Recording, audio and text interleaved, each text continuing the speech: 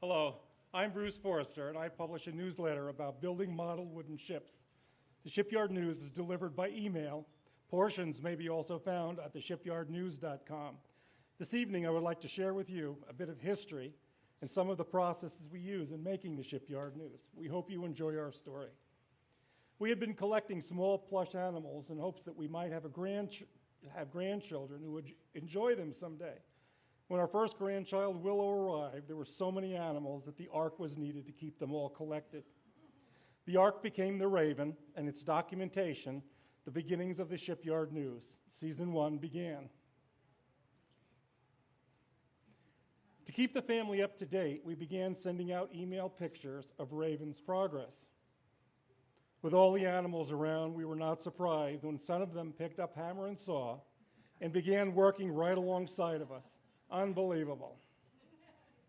All of this activity led to a story of pirates, adventure, rescue, and love. Since the Raven was being built from scratch and not from a kit, we had lots of problems to solve during the construction.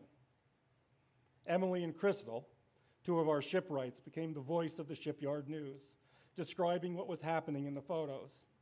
Emily and Crystal soon became real problem solvers. Having our characters solve problems became an ongoing theme with every edition of the Shipyard News. We had no problem in finding problems to solve. Soon, friends and family became interested, and we had more than 50 subscribers. Our audience was growing. To make the pictures more interesting, we carefully chose the camera angle. Here you see a shark having a snack. Not really. The shark turned out to be a friend. The animals who were not at the shipyard were marooned on an island. The Raven was sent to save them. In the end, the explorer ones and everyone lived happily ever after. The 200th anniversary of the War of 1812 is here, so we decided to set the Shipyard News in that same time period. The ship Alert, a Baltimore clipper, was originally named, later was changed to Spartan.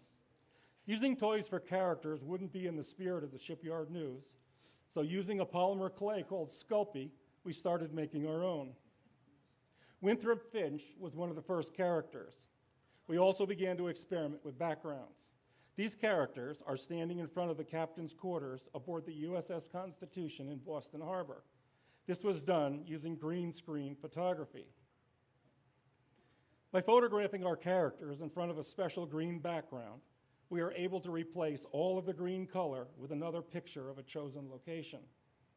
When these two pictures are put together with the computer, it looks as if the characters were actually in that location.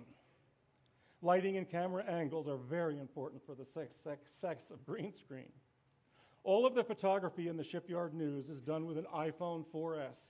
The secret is to use a tripod and a shutter release cable.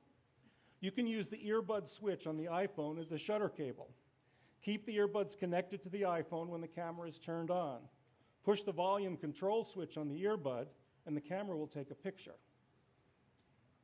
Having male and female characters on the set produces its own drama. Here, Claire and Jared fall in love. The software we use to create the comic book layout is an iPhone app, actually an iPad app called Comic Book. It only costs a few dollars. We also use an iPhone app called Green Screen, but more about Green Screen later. The software Comic Book allows you to create tiled layouts of up to 7 frames per page. Objects such as pictures, captions, speech balloons, graphics are able to be easily edited, most just by touching the screen.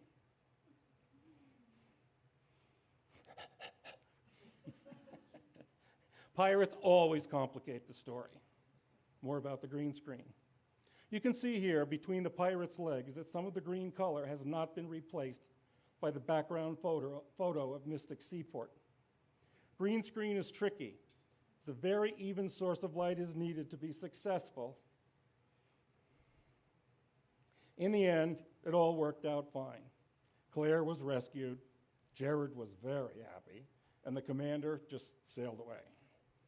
We boxed up all the characters along with a Spartan and sent the box to my nephew in Texas. I was surprised how attached I had become to all my friends, and closing the lid on the shipping crate with Jared, Jed, and Claire and her father all looking at me was very sad. We happily began season 3 a few months ago. Background sets are important to us, and the green screen was just too technical for what we wanted to do. Using the software called Model Builder, we printed walls on photo paper. Here you see 6 photo panels glued to foam board to make the tall interior walls of the shipyard. While we were waiting for ship planes to arrive, we began building a small Whitehall tender named Michelle. Unexpectedly, we received a commission to build a radio-controlled Chinese junk. The challenge was to get colonial shipbuilders into the future where radio-controlled equipment was available. We had a problem. The solution was a modified Wayback Machine. We figured that if Dr. Peabody and Sherman could go back into the past, an upgraded Wayback Machine could move us to the future. Here is the Peabody and Sherman Wayback Transporter Pro, made from flea market stuff. We located the Peabody and Sherman laboratory in a basement next to the shipyard. With all the noise coming from the basement, 3 of the shipyard workers just had to explore to find out, and their problem was solved. They were sent to the future. Here you see 2 sets during the photo session. The back is a poster of the New York City harbor in 1907, where the Chinese junk story will begin. Here we are today. The Michelle is finished. Carl and Edward are working on the Chinese junk, learning about radio control equipment, and the rumor is a large schooner will soon begin. If you're interested in joining the fun, you can subscribe at theshipyardnews.com or see me after the presentation. Thank you.